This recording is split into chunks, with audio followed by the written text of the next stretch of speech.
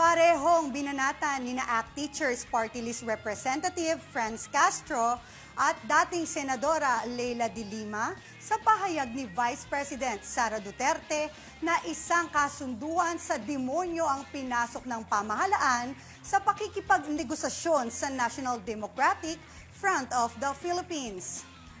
Para kay Castro, questionable ang pagpostura ni Duterte bilang Chief Executive o Pangulo. Ayon sa kongresista, mapanira ang kanyang pahayag sa hangarin ng Marcos administration na magkaroon ng totoong mapayapang negosasyon sa mga komunistang grupo. Hinimok naman ni Castro ang vice-presidente na suportahan na lang ang hakbang ng pamahalaan kaysa mag-udyok pa ng gera laban sa NDFP. Samantala, naniniwala naman si de Lima na dapat mag-resign na lamang si Duterte bilang Education Secretary. Para sa dating mambabatas, hindi sakop ng DepEd Secretary post ang usaping peace talks.